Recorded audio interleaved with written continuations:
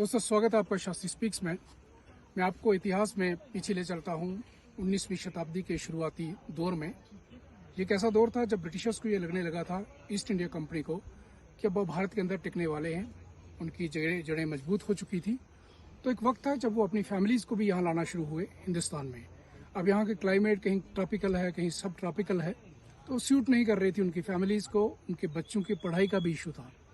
तो उस टाइम पे ईस्ट इंडिया कंपनी ने बहुत से हिल स्टेशंस इंडिया के, जिनको आज आप देखते हो बड़े डेवलप्ड, ये डेवलपमेंट उस टाइम पे स्टार्ट हुई जिस टाइम पे उन्होंने काफ़ी हिल स्टेशन जैसे नैनीताल था, मसूरी था, ऊटी था, डलहौजी था, कहीं दक्षई था, सब जगहों के ऊपर और इससे और भी काफ़ी जगहों के ऊपर उन्होंने ये स्कूल्स बनाना शुरू किए।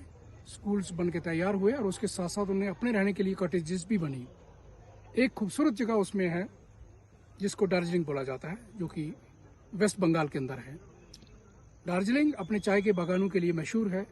मैं आपको लेके आया हूँ दार्जिलिंग के चाय बागानों में। मेरा कुछ दिनों का दौरा यहाँ पे चल रहा है। तो इस टाइम पे हम विश्व प्रसिद्ध जो चाय है दार्जिलिंग की, उसके बागानों के अंदर खड़े हैं। आप मेरे आसपास देखेंगे ये दूर तक जो फैला हुआ भूभाग है, ये लार्ज ट्रैक, ये सारे के सारे बागान हैं। कि जो मोनोपोली थी ईस्ट इंडिया कंपनी की टी ट्रेड के ऊपर, वो मोनोपोली खत्म होती है और ये मोनोपोली चली जाती है चाइना के पास। अब चाय का बिजनेस बड़ा प्रॉफिटेबल बिजनेस था उस टाइम पे। अब उनको चाय चाहिए थी। उन्होंने दार्जिलिंग के अंदर एक्सपेरिमेंट स्टार्ट किए और दार्जिलिंग की चाय उनकी उम्मीदों से बहुत परे बहुत बढ़िया चाय निकली, जिसका ट्रेड वो वर्ल्ड वाइड करने लगे। लेकिन उस ट्रेड करने के लिए जितने भी ये बागान हैं, जैसे मैंने पहले बताया कि ये सारे के सारे जंगल हुआ करते थे। यहाँ जंगलों की सफाई की गई और यहाँ पे ये बागान लगाए गए। चाय की कामयाबी ने उनको एक नया आयाम दिया और वो लगातार जंगल साफ करते गए और ये जंगल कटते गए और बागान बढ़ते गए। लेकिन ये बातें वहाँ रुकी नहीं। इवन 47 के बाद भी यहाँ बड़ी मास स्केल के ऊपर डिफॉरेस्टेशन हुआ, जिसमें पर्यावरण को बड़ा नुकसान हुआ।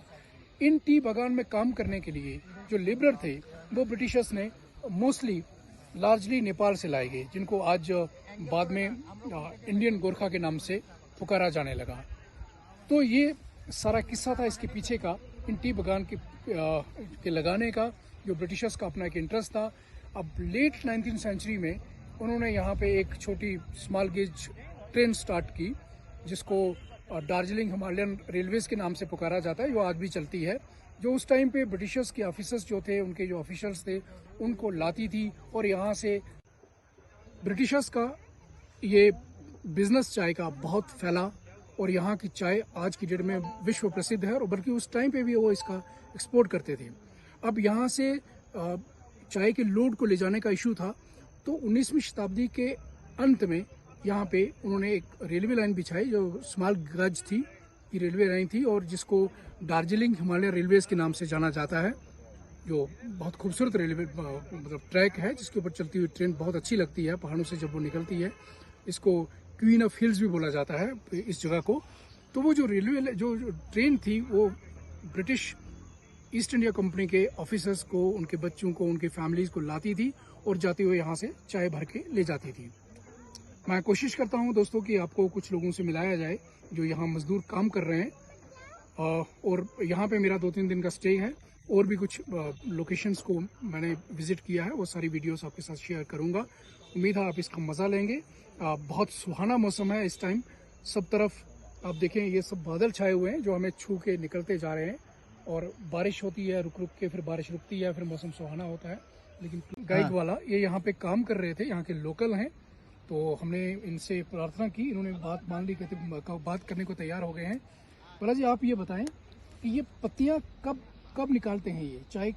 ये पत्ती बातमा निकालेका मालिकसँग यो अलिक झगडा भएर यो नै चुराएका, नभए यो अब कोही ग्रान्ड ये आप थोड़ा हिंदी में ज़्यादा बोलें। ये कौन सी पत्ती निकालते हैं? जैसे ये ऊपर वाली, सबसे ऊपर वाली हो, 2 पात 1 सुइरा। अच्छा, ये सबसे ऊपर वाली जो कोमल पत्ती है वो निकाल दी जाती है। अच्छा होला है, तर यो झुडान भयो। किस सीजन में निकालते हैं? यही सीजन अहिले पनि निकालेकै और उसमें निकालिराखेको छ। उसमें निकाल रहे हैं? यही सीजन होता है इसके निकालने का? अस्ति भनौँ जनवरी फेब्रुअरी मार्च मार्च कसोदेखि चाहिँ पानी परेको त्यहाँदेखि निकाल्नु थाल्यो। मार्च के बाद निकालना शुरू कर देते हैं और बरसात में भी निकालते हैं। उता जब उठे निकालेगा। ये इसका कोई खास नाम है इस चाय का? चाय का ये वो चिनिया पत्ती है। चिनिया पत्ती है। चिनिया सबैभन्दा बढिया ये मीठा सबसे बढ़िया ये है। इसको ऐसे खाएंगे तो कड़वा तो नहीं लगेगा?